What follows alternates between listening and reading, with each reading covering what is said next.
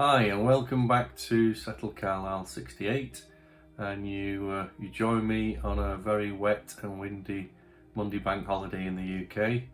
So I thought I'd come in the back room and finish off the video. I'd already recorded part of the Quarry video late last week, so I just thought I'd finish it off.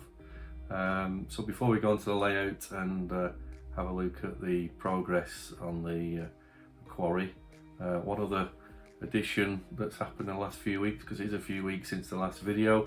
I've actually bit the bullet and I've finally gone over to DCC. So I've opted for the Gauge Master Prodigy Express 2. So I've still not put down all of the track with the droppers.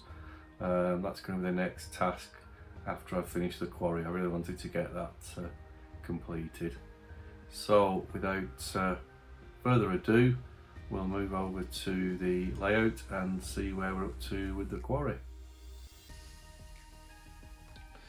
Right, so welcome onto the layout, and as you can see, there's been a reasonable amount of progress since the last video, where, if you recall, we completed the rock face, been painted up and weathered, and the scenics added over the top and to the sides of the quarry itself. So what have we done? As you can see, I've added more stones and floor to the quarry itself and painted all that up. Completed the left-hand main conveyor, as you'll see in the upcoming video how that was done, and that's all been weathered and rusted. I've just got the same to do on this other conveyor. And at the back there, this is probably new to the plans, I've added a disused line, so that's full of quarry stone and dust. So that's all got to be weathered up, rusted up, and then I'm going to add all the way down that grass and weeds and so on to make it look overgrown. And then we come to the quarry building itself. You'll see how I did the weathering and the rusting on that later on in the video after this intro. And all the track's been covered with sort of a lime dust paint, but I've still got to rust up those lines. And I've also changed the track, so I've added this extra point now which runs to the left. So this is a head shunt, and I've had a go at rusting that up. And then just to finish off the scene, what I've done is added these cut up sleepers. So I just took a piece of flexi track, cut up the sleepers and the metal line, and I've glued them in place with PVA glue. So I'm going to paint and rust all those up. That'll all be in the next video, so part 3 will be detailing up the quarry.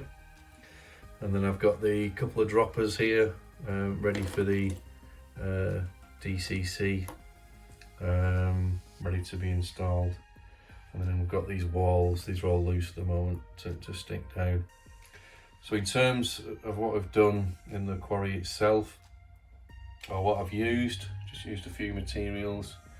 So for the larger stones, which you see in the background there, I've used these large dark grey stones, and then they've been painted up with car primer once they've been stuck down with a 50-50 mix of water and PVA. And then for the smaller stones, I've used these medium mixed grey stones. As you can see, I've used quite a lot of those now. So they form the main stones and rocks in the quarry. So these are all being stored effectively, ready to be processed by the quarry, or in the quarry building, and then dropped into the waiting trucks. And then I've also used this fine sand, and that's been used on the quarry floor. You can just make that out. So I've mixed that with 50/50 PVA, and also just painted on there and just mix the sand in to give that gravelly, gritty look on the quarry floor, quarry bed. So the basis has been done. I've not done the video on how to apply all of these stones. I think it's self-explanatory really, because they just piled up the stones that I've shown you, 50/50 PVA, and then I've given them a spray with grey car primer.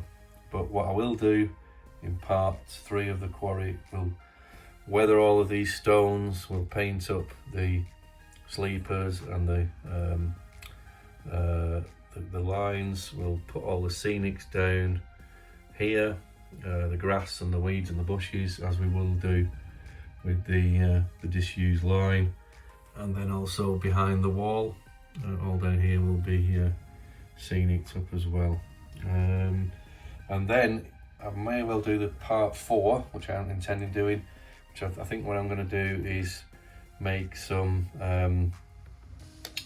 wagon loads of limestone, and also weather these wagons up. I just started to attempt to put some white limestone dust on there, and what I've done for that, and what I'll do continue to weather the building up as well, will be to use this Pico Scene limestone dust, which I've discovered online by just searching around. So that's looks quite a good product, and I'll be applying that all round the quarry, on the building, the wall, the walls of the quarry, and as I said, the wagons and the wagon loads. So still a lot to do.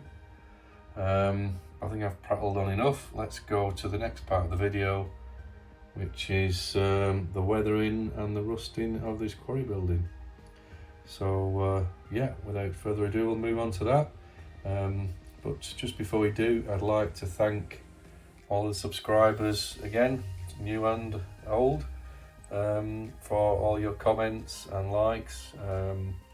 Some excellent, great feedback, which has enabled me to well, change and add to the layout. I don't think I'd have gone DCC without some of the comments and recommendations. So thanks again, guys. Really appreciate that. So yeah, let's move on to the quarry building.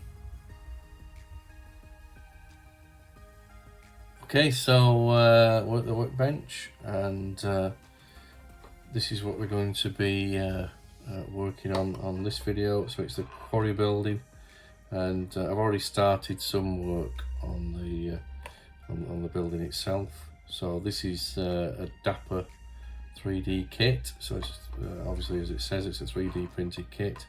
So I've literally glued together the parts with super glue.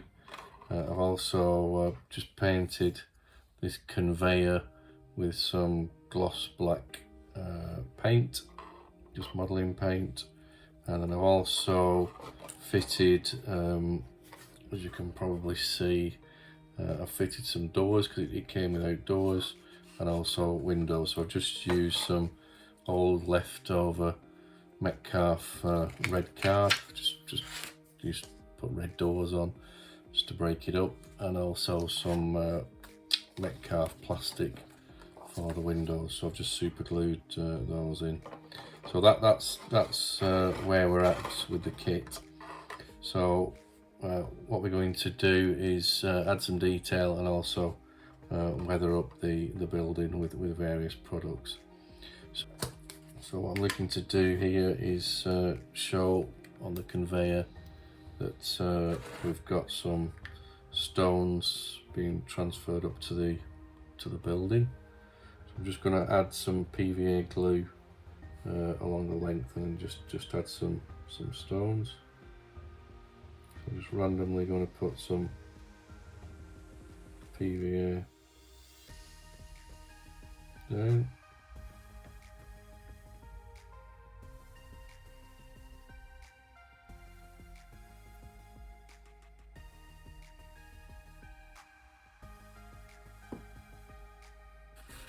And then I'm just going to take some of these stones. So these are just a selection of stones that I got from WWS. So I'm just going to place these stones on the PVA.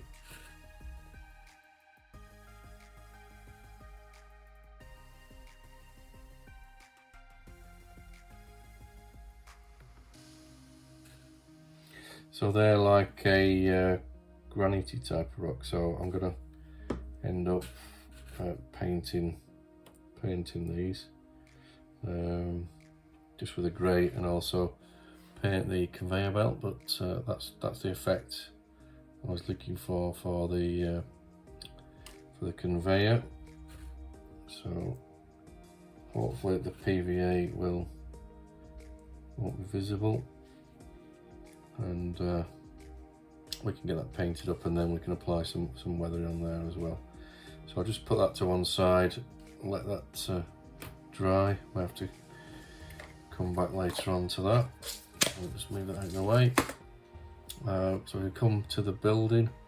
So what we're going to do here next is apply some general weathering to the building before we do anything else. So for that, I'm going to use the WWS weathering powders. So we've got some black soot, and we've also got some concrete dust. So as I've done in other videos, I'm going to take my brush, and we're just going to put some of this weathering powders into the lids so we don't get as much powder, and then I'm just going to generally weather the building where I think there would be dirt and general grime on the building.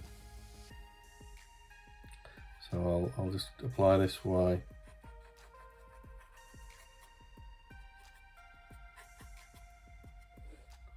So really just round the where the conveyor is, and then down these legs, and then obviously round all of the points in the building that would see wear and tear, I guess.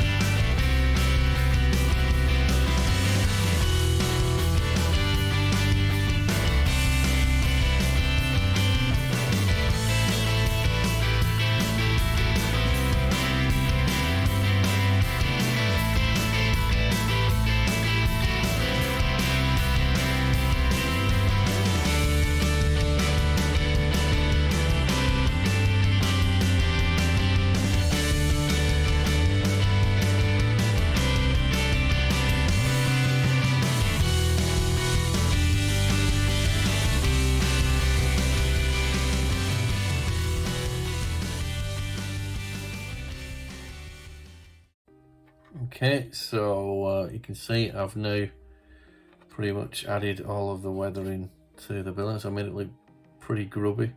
So we've got some streaks where the water and the dirt and grime would come down off the conveyor. This is where the conveyor goes in, and also around the doorways, or the access points where the trucks with the limestone and rock would be transported in and out of.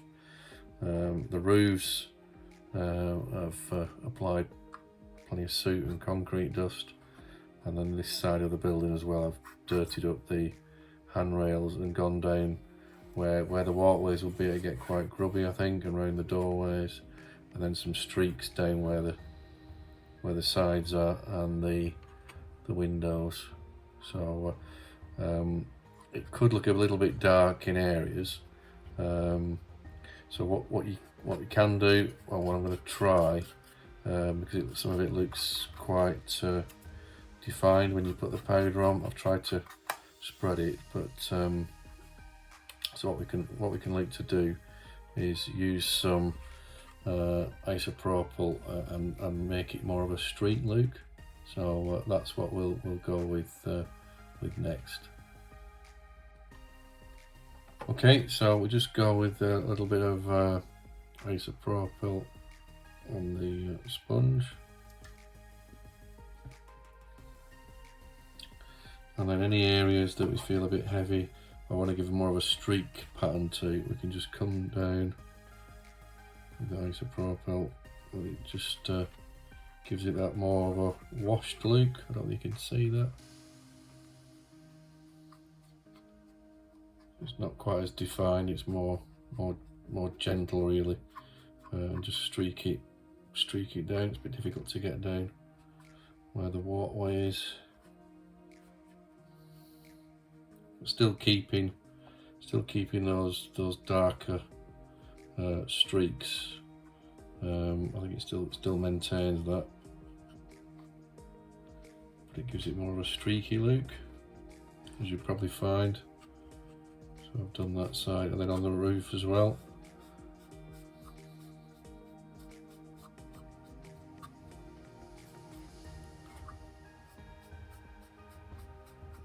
You don't have to press on too hard to get the effect, so just let it's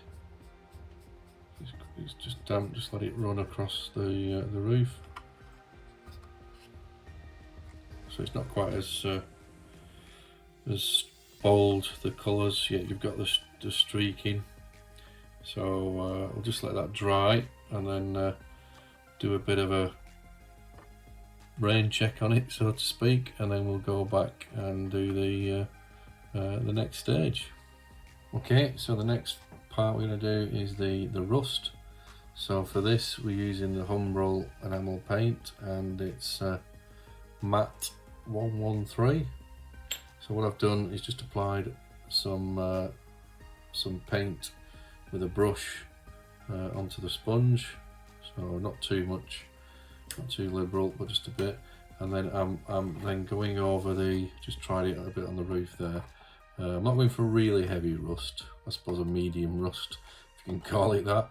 And I'm just going to come over on the roof and just pull it down, and just pull that across the section, just to put some rust onto the top there, so it's a little bit lighter actually on that side and the other side.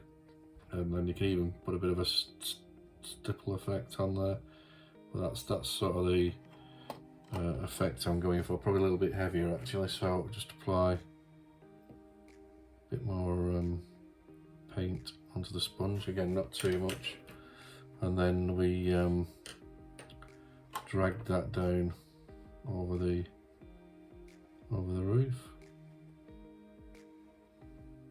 So this isn't the final rust finish, this is really the heavy rust. We're going to use some weathering powders to apply it to the building as well. So I'm going to just pull it down, this part of just look where it would collect, and then just pull that down across the roof. Again, I think I need some more paint on that. Just conscious if I put too much on, I'm going to end up with a big blob of rust all down the roof. So just pull that down the roof, so you can see that. Probably try and get it to be more heavy at the sides of the roof and the ends. Bit of stippling effect as well. So I think that's, careful not to get it on the windows, which I have. I'll just have to wipe that down afterwards. So you get the general idea. So I'm going to carry on with the walls. Okay, showing that side really, because I haven't really done the weather into that one. So I'll probably just add a little bit more bits, tidy it up, and then we'll let it dry, and then come back and add the finishing details to the building. Okay, so we've applied the rust paint. It's currently looking a little bit glossy at the moment, but hopefully that'll die down. So the next, probably one of the last details we're going to apply is the new rust that's formed on the building. So we're using this weathering powder light rust. So similar technique. So take some powder, just put it in the pot, and then what we're going to do is not go over all the building as I've done here. It's just picking out parts where you potentially get streaks of rust. So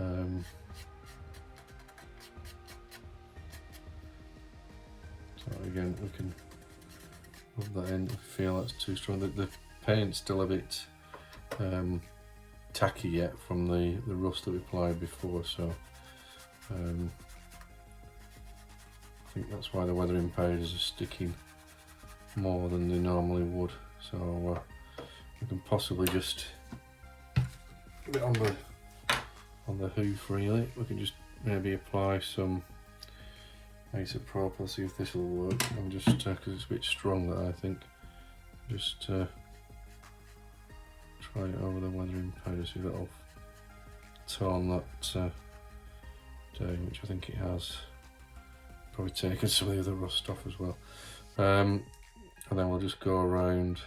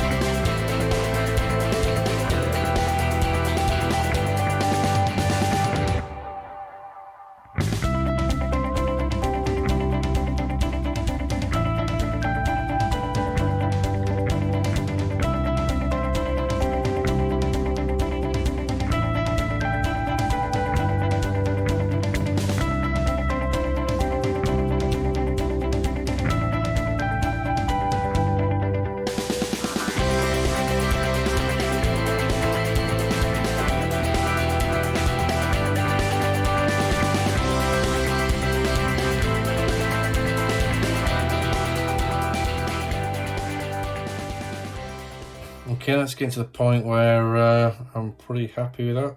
It's quite rusty. Obviously areas where I think it would pick up rust. So that's the bottom where the water would drip off the end here and pick up on this part of the building. On the edges of the metal and the corners of the building as well. Any edges on here as well. So I think that's pretty much done. A little bit disappointed at the moment that the umbral paint, the rust paint, is still looking glossy, but it is still quite tacky. I think if that doesn't lose its glossiness, I'll probably try going over with some matte spray enamel and see if that takes the shininess out of it. But overall, I'm pretty happy with that.